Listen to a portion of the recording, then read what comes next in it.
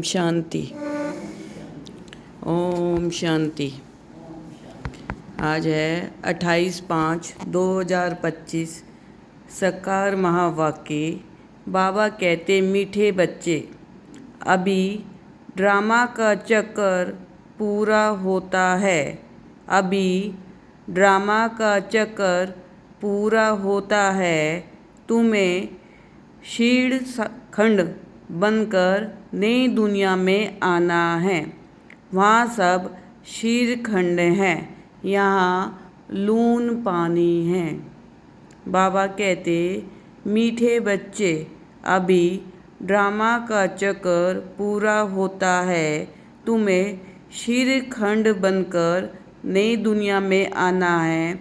वहाँ सब शीर्षखंड हैं, यहाँ लून पानी है। बाबा कलयुग और सतयुग की बात कर रहा है कि ये जो ड्रामा का चक्कर है, हमारे जो 84 जन्म में ये पूरे होने वाले हैं।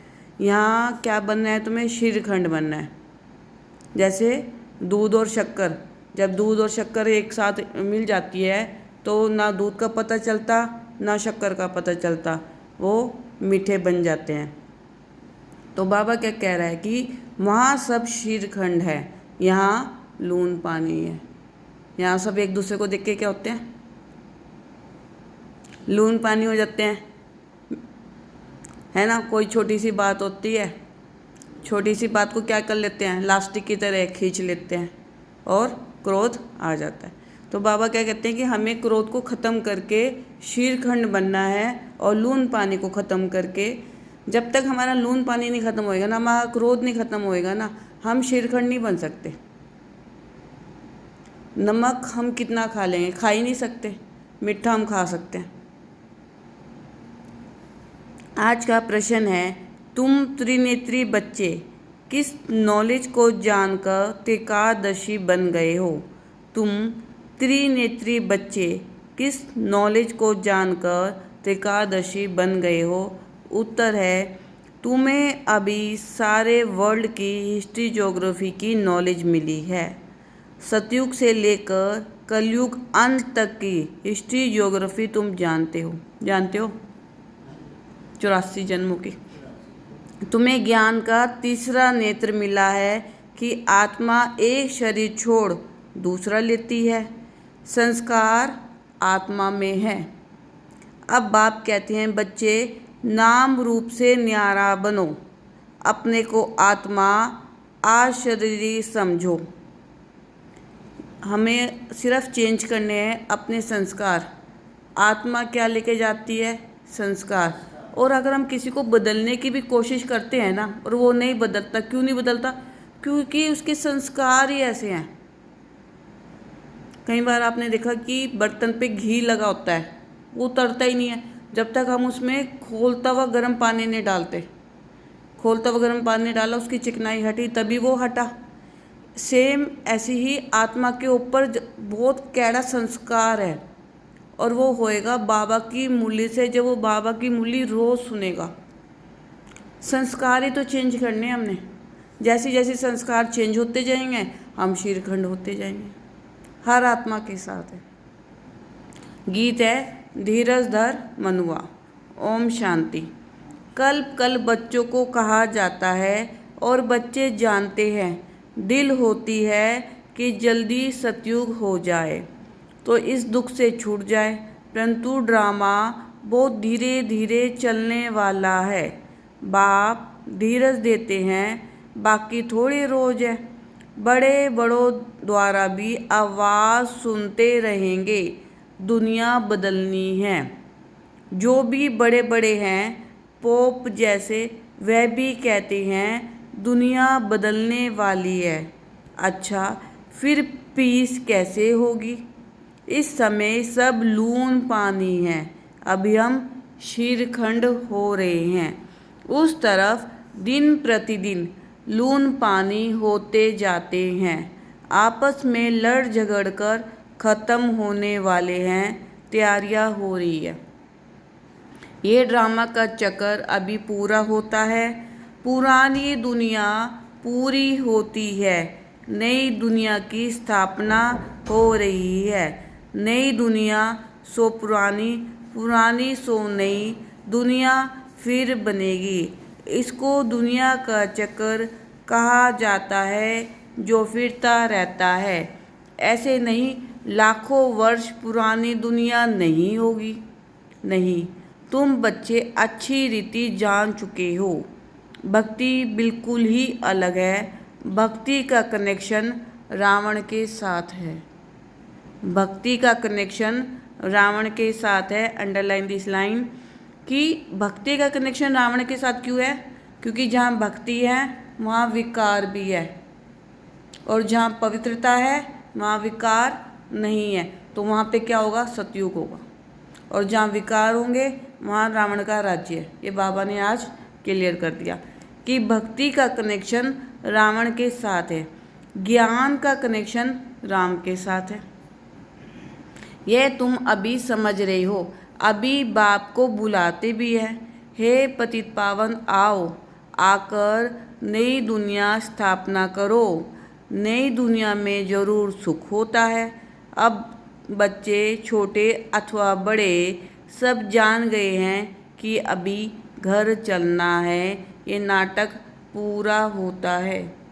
जैसे यहाँ पे माउंट आबू में क्या होता है, छोटे छोटे बच्चे भी आते हैं, बड़े बड़े बच्चे भी आते हैं, बूढ़े भी आते हैं, सब होते हैं। तो उनको वहाँ रह के पता चल जाता है कि आत्मा जो है पुरानी है, शरीर नया है। तो अब ये नाटक पूरा होना है, हमें ये शरीर बदलना है और संस्कार अपने नए डेवलप करने हैं। हम फिर से सतयुग में जाएंगे, फिर 84 जन्मों का चक्कर लगाना है। सब आत्मा को दर्शन होता है। सृष्टि चक्र का अर्थात आत्मा को ज्ञान का तीसरा नेत्र मिला है, उसको कहा जाता है त्रिनेत्री। अभी तुम त्रिनेत्री हो और सभी मनुष्यों को ये स्थूल नेत्र है। हो आप सब त्रिनेत्री, मतलब तीसरा ज्ञान है ना, है ना। तो त्रिनेत्री बने तब त्रिकादशी बने, क्योंकि आत्मा को ज्ञान मिलता है ना। संस्कार आत्मा में रहते हैं। आत्मा अविनाशी है।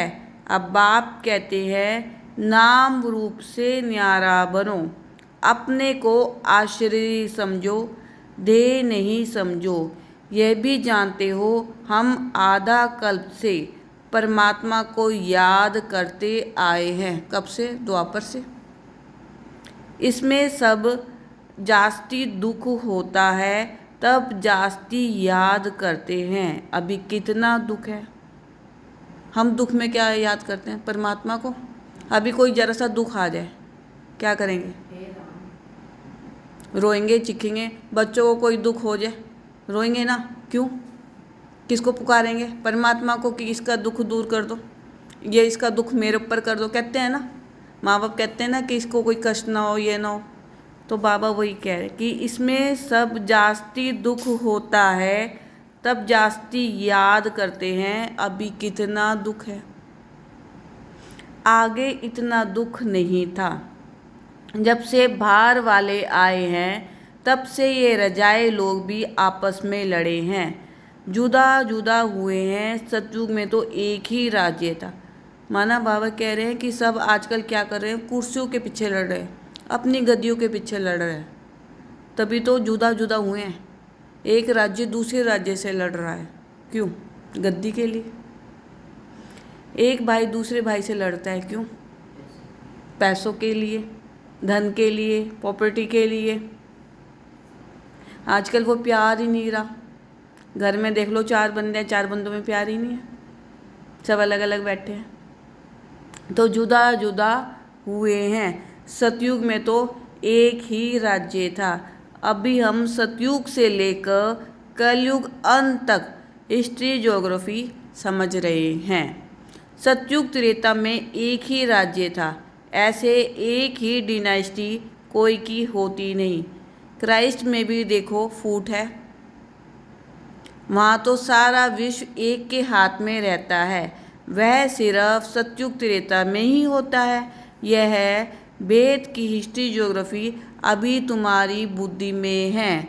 और कोई सत्संग में हिस्ट्री ज्योग्राफी अक्षर नहीं सुनेंगे। वहाँ तो रामायण महाभारत आदि ही सुनते हैं। यहाँ वे बातें हैं नहीं। यहाँ है वर्ल्ड की हिस्ट्री ज्योग्राफी। तुम्हारी बुद्धि में है ऊंच से ऊंच हमारा बाप है। बाप का शुक्रिया है जिसने ये सारा ज्ञान सुनाया है। एक आत्माओं का झाड़ है, दूसरा है मनुष्यों का झाड़। एक है आत्माओं का झाड़ और दूसरा है मनुष्यों का झाड़। मनुष्यों के झाड़ में ऊपर में कौन कौन है? ग्रेट ग्रेट ग्रैंडफादर ब्रह्मा को ही कहेंगे। ये जानते हैं ब्रह्मा मुख्य है, परंतु ब्रह्मा के पीछे क्या हिस्ट्री ज्योग्राफी है यह कोई नहीं जानते। अभी तुम्हारी बुद्धि में है ऊंच से ऊंच बाप रहते भी हैं परम धाम में।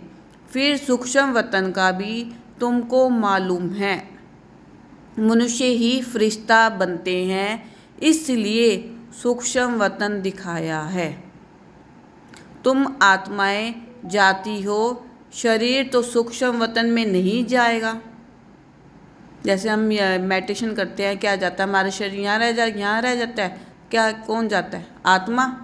आत्मा सारे में जा सकती है, कहीं भी ले जाओ उसको।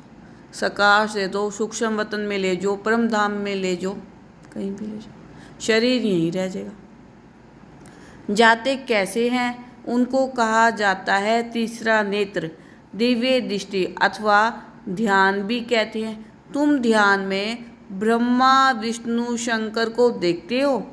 लोग दिखलाते हैं शंकर के आँख खोलने से विनाश हो जाता है।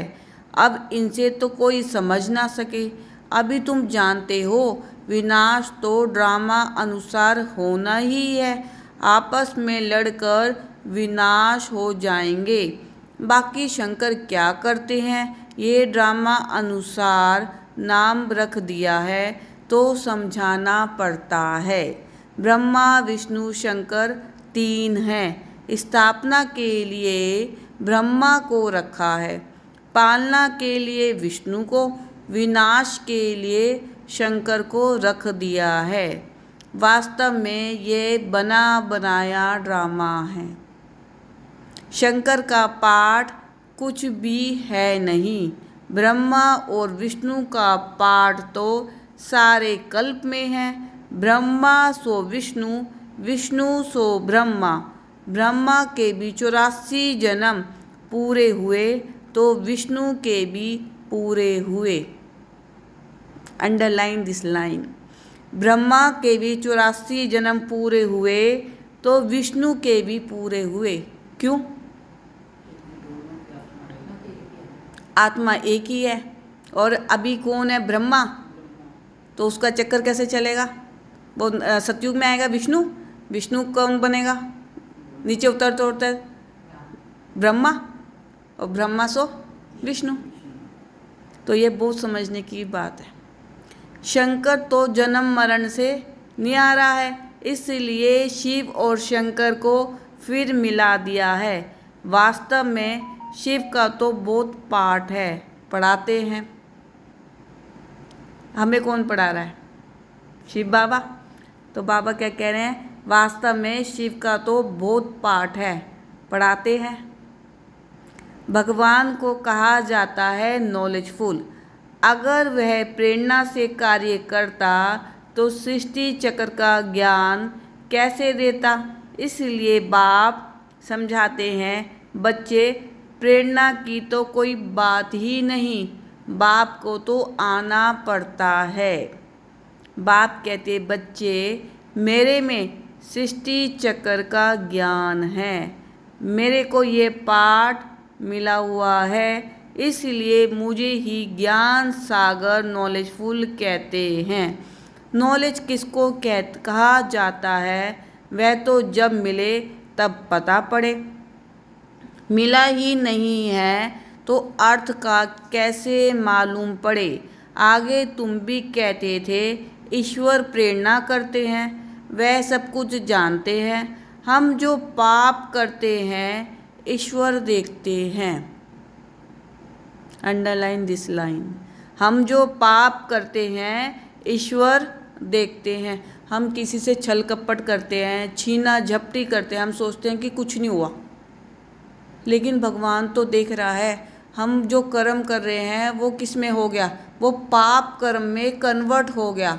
और जब पाप कर्म में कन्वर्ट हो गया तो कहीं ना कहीं किसी ना किसी जन्म में, चाहे किसी भी आत्मा से कर रहे हो, वो आत्मा हमारा संबंध में आता है, चाहे पड़ोस में आ जाए, चाहे घर में आ जाए, किसी भी रिश्तेदारी में आ जाए। तो हमें मतलब पाप भी सोच समझ के करना है। पाप माना कर्म। अगर हमने कर्म को पाप में बदल दिया तो वो जो पाप है ना, हमारे 84 जन्म चलेगा वो पाप, छोटा सा पाप। और अगर हमने पुण्य किया तो पुण्य भी 84 जन्म चलेगा। अब आप दूध में जरा सा नींबू डाल दो, विनेगर डाल दो, क्या होगा? फट जाएगा, सारा दूध फट जाएगा। सेम अगर आत्मा ने कोई भी पाप किया तो वो पाप कर्म में बदल जाएगा और वो 84 जन्म उसके साथ चलेगा। कई बार ये होता है ना कि हम कुछ नहीं करते, लेकिन रास्ते में किसी से कोई कार का एक्सीडेंट हो जाए या ठोकर हो जाए तो हमारे पैसे लग जाते हैं, या किसी के अनजाने में हम लगा देते हैं। क्यों लगाते हैं? क्योंकि हमारा किसी न किसी जन्म में उसके साथ संबंध है। किसका? पाप का। और पुण्य का संबंध कैसे होता है? जब कोई हमारा सहयोग देता है तब होता है। तो वो पुण्य कर्म हमारा 84 जन्म चलता है, पाप कर्म भी 84 जन्म चलता है। तो ये जो बाबा कहते हैं, हम जो पाप करते हैं ईश्वर देखते हैं। बाबा कहते हैं ये धंधा मैं नहीं करता हूँ, यह तो जैसे कर्म करते हैं उसकी खुद ही सजा भोगते हैं, मैं किसको नहीं देता हूँ। ना कोई प्रेरणा से सजा दूंगा, मैं प्रेरणा से करूँ तो जैसे मैंने सजा दी। कोई को कहना कि इनको मारो यह भी दोष है,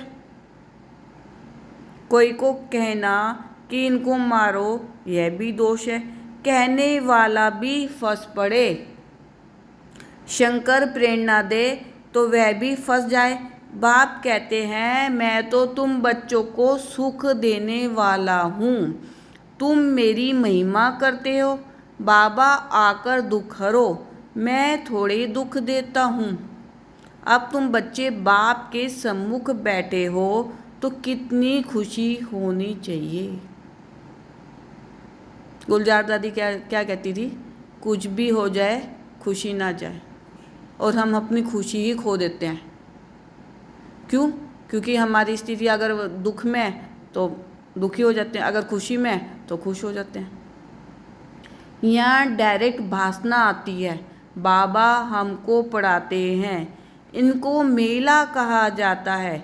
सेंटर्स पर तुम जाते हो, वहाँ कोई आत्माएं परमात्मा का मेला नहीं कहेंगे।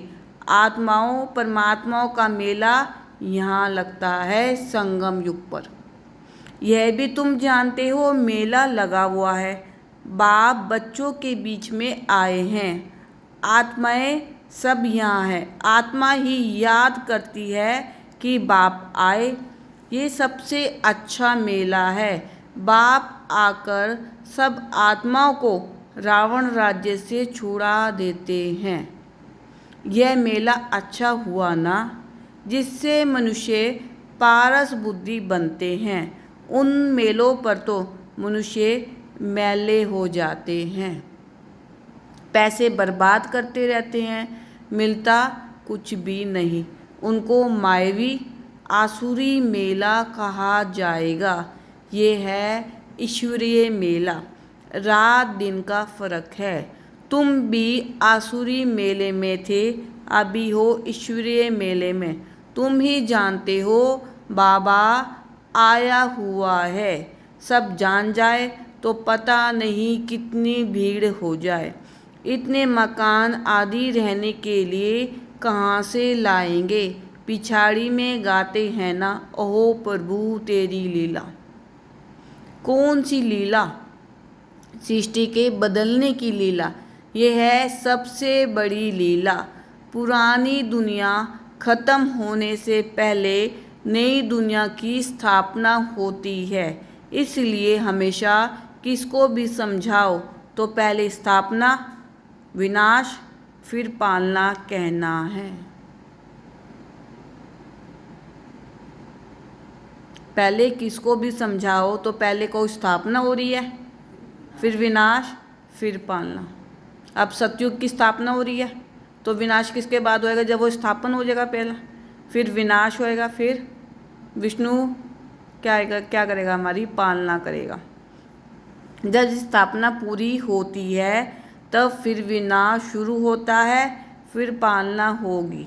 तो तुम बच्चों को ये खुशी रहती है हम स्वदर्शन चक्रधारी ब्राह्मण हैं, फिर हम चक्रवर्ती राजा बनते हैं। ये कोई को पता नहीं इन देवताओं का राज्य कहाँ गया, नाम निशान गुम हो गया है। देवता के बदले अपने को हिंदू कह देते हैं, हिंदुस्तान में रहने वाले हिंदू हैं। लक्ष्मी नारायण को तो ऐसे कभी नहीं कहेंगे, उन्हों को तो देवता कहा जाता है। तो अब इस मेले में ड्रामा अनुसार तुम आए हो, यह ड्रामा में नूंद है, धीरे धीरे वृद्धि होती रहेगी। तुम्हारा जो कुछ पाठ चल रहा है फिर कल्प बाद चलेगा, ये चक्कर फिरता रहता है। Underline this line. तुम्हारा जो कुछ पाठ चल रहा है फिर कल्प बाद चलेगा, ये चक्कर फिरता रहता है। फिर रावण राज्य में आसुरी पालना होगी।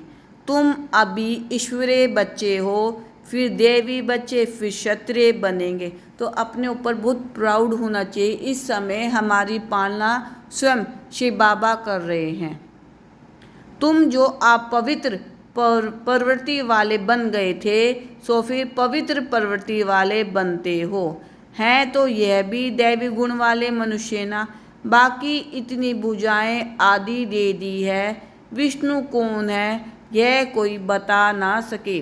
माँ लक्ष्मी की भी पूजा करते हैं, जगत अम्बा से कभी धन नहीं मांगते हैं। धन जास्ती मिल गया तो कहेंगे लक्ष्मी की पूजा की, इसलिए उसने भंडारा भर दिया। यहाँ तो तुम जगत अम्बा से पा रहे हो, परम पिता परमात्मा शिव द्वारा देने वाला वे है। तुम बच्चे बाप दादा से भी लकी हो। Underline this line. तुम बच्चे बाप दादा से भी लकी हो।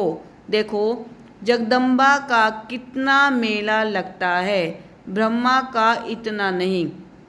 ब्रह्मा को तो एक ही जगह बिठा दिया है। अजमेर में बड़ा मंदिर है, देवियों के मंदिर बहुत है, क्योंकि इस समय तुम्हारी बहुत महिमा है। तुम भारत की सेवा करते हो, पूजा भी तुम्हारी जास्ती होती है, तुम लक्की हो। जगत अम्बा के लिए ऐसे कभी नहीं कहेंगे कि वह सर्वव्यापी है, तुम्हारी महिमा होती रहती है। ब्रह्मा विष्णु शंकर को भी सर्वव्यापी नहीं कहते, मुझे कह देते कण कण में है।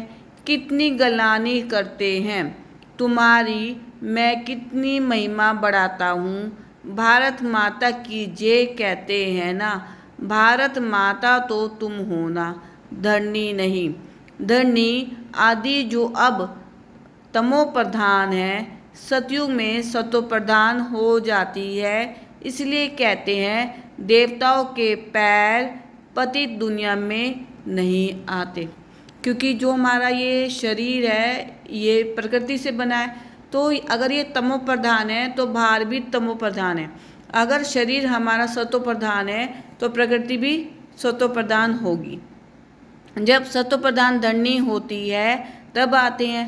अभी तुमको सतो प्रधान बनना है। श्रीमत पे चलते बाप को याद करते रहेंगे तो ऊंच पद पाएंगे, ये ख्याल रखना है। याद करेंगे तो विक्रम विनाश होंगे, श्रीमत मिलती रहती है। सतयुग में तो तुम्हारी आत्मा पवित्र कंचन हो जाती है, तो शरीर भी कंचन मिलता है। सोने में खाद पड़ती है तो फिर जेवर भी ऐसा बनता है। आत्मा झूठी तो शरीर भी झूठा। खाद पड़ने से सोने का मूल्य भी कम हो जाता है। तुम्हारा मूल्य अब कुछ भी नहीं है। पहले तुम विश्व के मालिक 24 कैरेट थे। Underline this line. पहले तुम विश्व के मालिक 24 कैरेट थे, अभी 9 कैरेट कहेंगे। ये बाप बच्चों से रूरियान करते हैं, बच्चों को बैठ बतलाते हैं जो तुम सुनते सुनते चेंज हो जाते हो, मनुष्य से देवता बन जाते हो। अब हम मनुष्य से देवता क्यों बन जाते हैं? क्योंकि हमें पता चलता है संगम युग पर ही बाबा हमें बतलाते हैं, मतलब हमें ना एक फीलिंग आती है कि अच्छा तेरे अंदर ये भी है, तेरे अंदर ये पाप भी है, ये अवगुण भी है। तो हम बाबा से कहते हैं तो बाबा वो अवगुण हमारा निकाल देता है और हमारे अंदर गुण भर देता है। हम मनुष्य से देवता ऐसे तो नहीं बन सकते। अगर हमारे अंदर अवगुण है तो नहीं बन सकते। प्योरिटी होएगी तो सारे शुभ आनंद भी आएगा, शांति भी होएगी, सुख भी होएगा। हम किसी के लिए कल्याण भी करेंगे। कल्याण क्यों करेंगे हम किसी के लिए? अंदर से जब चाहना होगी तभी तो करेंगे। तो जब वो देवता वाली फीलिंग आएगी ना तभी होगा। अगर हम मनुष्य अंदर से होंगे तब नहीं आएगी। तो मनुष्य से देवता बन जाते हो, वहाँ हीरे जवाहरातों के महल होंगे, स्वर्ग तो फिर कहाँ। वहाँ के शुभिरस आदि भी तुम पीकर आते हो। वहाँ के फल ही इतने बड़े बड़े होते हैं, यहाँ तो मिल ना सके। सूक्ष्म वतन में तो कुछ है नहीं, अभी तुम प्रैक्टिकल में जाते हो। यह है आत्मा और परमात्मा का मेला। इनसे तुम क्या बनते हो? उज्ज्वल बनते हो। तुम बच्चे जब यहाँ आते हो तो फ्री हो। बाबा पूछ रहे हैं जब तुम यहाँ पे आते हो तो फ्री हो। घर बार धंधे आदि का कोई फुरना तो नहीं है। घर बार धंधे आदि का कोई फुरना तो नहीं है।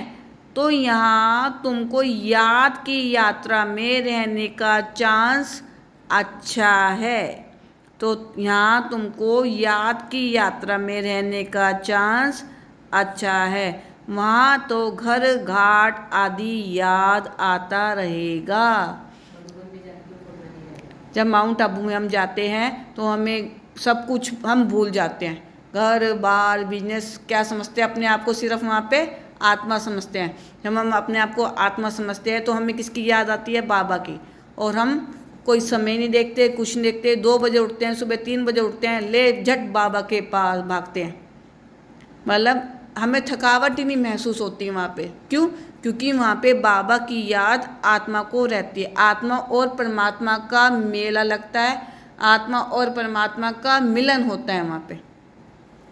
तो वहाँ तो घर घाट आदि याद आता रहेगा। यहाँ तो कुछ है नहीं। रात को 2 बजे उठकर यहाँ बैठ जाओ। सेंटर्स पर तो रात को तुम जा नहीं सकते। माउंट आबू में क्या होता है? कोई डर है वहाँ पे? झट भागे।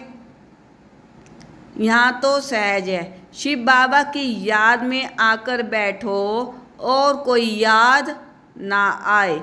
यहाँ तुमको मदद भी मिलेगी। सवेरे जल्दी सो जाओ, फिर सवेरे उठो। 3 से 5 बजे तक आकर बैठो। बाबा ने कहा 3 से 5 आकर बैठो। बाबा भी आ जाएंगे, बच्चे खुश होंगे। बाबा है योग सिखलाने वाला, यह भी सीखने वाला है। तो दोनों बाप और दादा आ जाएंगे। फिर यहाँ और वहाँ योग में बैठने का फ़र्क भी पता पड़ेगा। यहाँ कुछ भी याद नहीं पड़ेगा, इसमें फ़ायदा बहुत है। बाबा राय देते हैं ये बहुत अच्छा हो सकता है। अब देखें बच्चे उठ सकते हैं। कईयों को सवेरे उठने का अभ्यास है। तुम्हारा संन्यास है 5 विकारों का और वैराग्य है सारी पुरानी दुनिया से। तुम्हारा संन्यास है 5 विकारों का और वैराग्य है सारी पुरानी दुनिया से। Underline this line. तुम्हारा संन्यास है 5 विकारों का और वैराग्य है सारी पुरानी दुनिया से। अच्छा मीठे मीठे सिकिलदे बच्चों प्रति माता पिता बाप दादा का याद प्यार और गुड मॉर्निंग। रूहानी बाप की रूहानी बच्चों को नमस्ते। हम रूहानी बच्चों की रूहानी बाप दादा को दिल व जान से सिखवा प्रेम से नमस्ते, गुड मॉर्निंग, शुक्रिया मीठे मीठे बाबा। धारणा के लिए मुख्य सार। फर्स्ट पॉइंट है, अभी सृष्टि बदलने की लीला चल रही है, इसलिए स्वयं को बदलना है, श्रीखंड होकर रहना है। अभी सृष्टि बदलने की लीला चल रही है, इसलिए स्वयं को बदलना है, श्रीखंड होकर रहना है। सेकंड पॉइंट है, सवेरे उठकर एक बाप की याद में बैठना है, उस समय और कोई भी याद ना आए। पुरानी दुनिया से बेहद का वैरागी बनकर 5 विकारों का संन्यास करना है। सवेरे उठकर एक बाप की याद में बैठना है, उस समय और कोई भी याद ना आए। पुरानी दुनिया से बेहद का वैराग्य बन 5 विकारों का संन्यास करना है। आज का वरदान है, बेहद की स्थिति में स्थित रह, सेवा के लगाव से न्यारे और प्यारे विश्व सेवाधारी भव। बेहद की स्थिति में स्थित रह, सेवा की लगाव से न्यारे और प्यारे विश्व सेवाधारी भव। विश्व सेवाधारी अर्थात बेहद की स्थिति में स्थित रहने वाले। ऐसे सेवाधारी सेवा करते हुए भी न्यारे और सदा बाप के प्यारे रहते हैं। सेवा के लगाव में नहीं आते, क्योंकि सेवा का लगाव भी सोने की जंजीर है। ये बंधन बेहद से हद में ले आता है, इसलिए देह की समृद्धि से, ईश्वरीय संबंध से, सेवा के साधनों के लगाव से न्यारे और बाप के प्यारे बनो, तो विश्व सेवाधारी का वरदान प्राप्त हो जाएगा और सदा सफलता मिलती रहेगी। आज का स्लोगन है, व्यर्थ संकल्पों को 1 सेकंड में स्टॉप करने की रिहर्सल करो तो शक्तिशाली बन जाएंगे। व्यर्थ संकल्पों को 1 सेकंड में स्टॉप करने की रिहर्सल करो तो शक्तिशाली बन जाएंगे। माना जब हमें कोई व्यर्थ आ रहा है ना, तो हम क्या करो, अपनी बुद्धि को स्टॉप कर दो और जिस जगह व्यर्थ आ रहा है उस जगह से उठ जाओ और किसी काम में लग जाओ या कुछ भी सुन लो, बाबा की मुरली सुन लो, बाबा का गीत सुन लो, तो जो व्यर्थ संकल्प है ना वो आपका स्टॉप हो जाएगा। अब व्यर्थ संकल्प किससे आ रहे हैं? किसी देहधारी से। कुछ भी आ रहा है तो उसे स्टॉप कर लो। अव्यक्त इशारे। रूहानी रॉयल्टी और प्योरिटी की पर्सनैलिटी धारण करो। रूहानी रॉयल्टी और प्योरिटी की पर्सनैलिटी धारण करो। आप सबकी पहली प्रवृत्ति है अपनी देह की प्रवृत्ति, फिर है देह के संबंध की प्रवृत्ति। तो पहली प्रवृत्ति देह की हर कर्मेंद्रियों को पवित्र बनाना है। जब तक देह की प्रवृत्ति को पवित्र नहीं बनाया है, तब तक देह के संबंध की प्रवृत्ति चाहे हद की हो चाहे भेद की हो, उसको भी पवित्र नहीं बना सकेंगी। तो पहले अपने आप से पूछो कि अपने शरीर रूपी घर को, अर्थात संकल्पों को, बुद्धि को, नैनों को और मुख को रूहानी अर्थात पवित्र बनाया है। ऐसी पवित्र आत्मा ही महान है। ओम शांति।